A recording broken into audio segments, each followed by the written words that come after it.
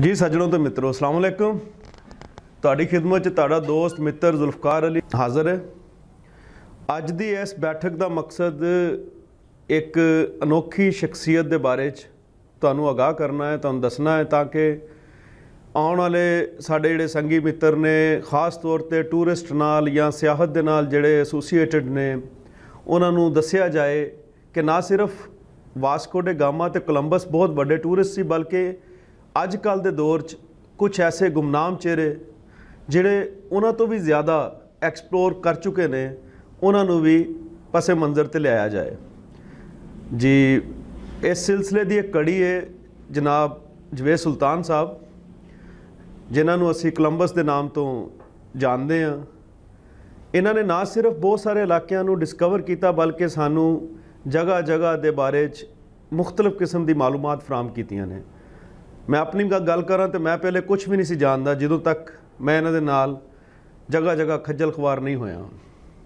इस खज्जल खुआरी के सिलसिले की एक कड़ी सिंध के सहरा उतों की रेत और दूसरा शुमाली इलाकों दी बर्फपोश पहाड़ी चोटियां ने।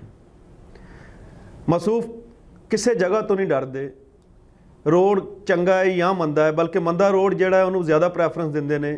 ये अज तक मैनू गल नहीं समझ आई, जिथे रोड खराब होवे जनाब दियाँ बाछियाँ खुल जांदियां ने देख के, तो समझते हैं कि यही इलाका सब तो अच्छा है।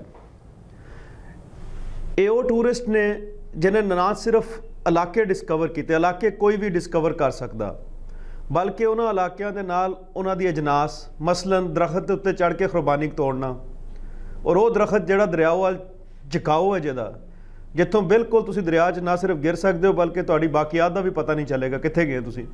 उत्थे भी जनाब नूं शरफ हासिल होया खुरबानियां तोड़ के खाण दा। ये तारफ बहुत थोड़ा है और वक़्त बहुत थोड़ा है।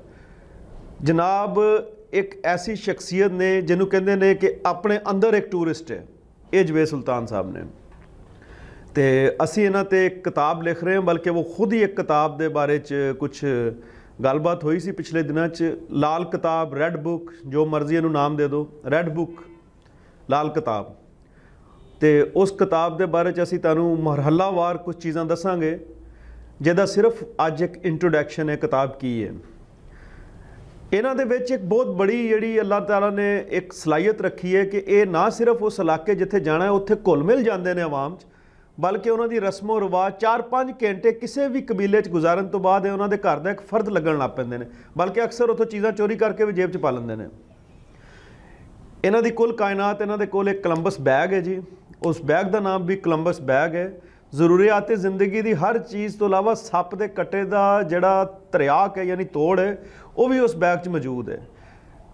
ठूआं, बिच्छू, सप, कोई शै जनाब ते असर नहीं करती। तो ये इस तरह के टूरिस्ट ने।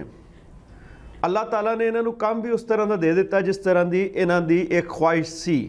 यानी अजकल शुमाली इलाके च अपनी खिदमात सर अंजाम दे रहे हैं और शुमाली इलाके वाले भोले भाले जिहड़े साडे बाशिंदे ने उन्होंने बर्दाश्त कर रहे हैं, और अल्लाह ताला करे वो करते रहन। अपने सफ़र के सिलसिले स्कर्दू गए मेरे नाल, मैं पहली दफ़ा स्कर्दू गया, और जिस तरह मैं इन्हां दे नाल स्कर्दू फिरिया शायद पहले कदी नहीं सी फिरिया और ना ही फिर सकता सी। बहुत सारे इलाके डिस्कवर किए, बहुत सारे, यानी अगर इस इंसान को तुसीं जंगल च देख लो तो एक चरवाहा लगेगा, शहर च देख लो तो एक अछूत इंसान लगेगा। हर किस्म के रूप नूं धारण वाला है इंसान एक मिडल ईस्ट का सियाह वा। यानी अगर इनू मैं मुख्तलफ टर्मनोलॉजी यूज़ करा तो जिस तरह कहते हैं ईस्ट और वैस्ट, ईस्ट का कोलंबस वो सी जिन्हें अमेरिका डिस्कवर किया, जबकि मिडल ईस्ट का जोड़ा कोलंबस है वो साडा जवेद सुल्तान है। जवेद सुल्तान कतई नज़र अपनी परसनैलिटी, अपनी शख्सियत तो जिस इलाके चले जाता वा उस इलाके के सारे वेयर अबाउट्स उत्ते की हो चुकिया वा, की होने वाला वा, किस तरह के उत्थों की आबादी आ, किस तरह के उत्थों का कल्चर आ, हर चीज़ नूं ढांप के उहदे बारे च एक तफसीली कंप्रीहेंसिव जायज़ा जवेद सुल्तान साहब लै सकते हैं। और मेरी ये ख्वाहिश है कि इंशाअल्लाह ताला 2-3 ट्रिप होर इन्हां नाल लगन ताकि लाल किताब जिहड़ी आ ओदियां ਮਜ਼ੀਦ ਜਿਹੜੀਆਂ ਇੰਸਟਾਲੇਸ਼ਨਸ ਨੇ ਅਸੀਂ ਉਹਨਾਂ ਨੂੰ ਐਕਸਟੈਂਡ ਕਰ ਸਕੀਏ।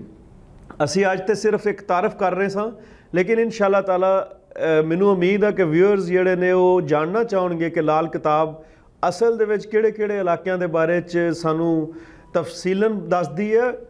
ਇਹ ਆਉਣ ਵਾਲੇ ਦਿਨਾਂ 'ਚ ਇਨਸ਼ਾ ਅੱਲਾਹ ਤਾਲਾ ਅਸੀਂ ਮਰਹਲਾਵਾਰ ਇਹਨੂੰ ਡਿਸਕਸ ਕਰਾਂਗੇ, ਜਿਹਦਾ ਪਹਿਲਾ ਮਰਹਲਾ ਬੜੀ ਜਲਦੀ ਕਚੂਰਾ ਦੇ ਨਾਮ ਤੋਂ ਇਹਦੀ ਪਹਿਲੀ ਕਿਸ਼ਤ ਜਿਹੜੀ ਉਹ ਰਿਲੀਜ਼ ਕਰ ਰਹੇ ਹਾਂ ਅਸੀਂ, ਅਪਰ ਕਚੂਰਾ, ਜਿੱਥੇ ਜਨਾਬ ਪਿਛਲੇ ਕਰੋਨਾ ਪੀਰੀਅਡ 'ਚ ਚਲੇ ਗਏ ਸਨ ਔਰ ਉਸ ਤੋਂ ਬਾਅਦ ਬੜੀ ਮੁਸ਼ਕਿਲ ਨਾਲ ਲੈ ਕੇ ਆਏ ਸਾਂ ਇਹਨਾਂ ਨੂੰ, ਤੇ ਉਹਦੇ ਬਾਰੇ ਅਸੀਂ ਡਿਸਕਸ ਕਰਾਂਗੇ। ਉਦੋਂ ਵਾਸਤੇ ਮੈਨੂੰ ਇਜਾਜ਼ਤ ਦਿਓ। ਹਾਮੀ ਨਾਸਰ, ਅੱਲਾਹ ਤਾਲਾ। अस्सलाम वालेकुम।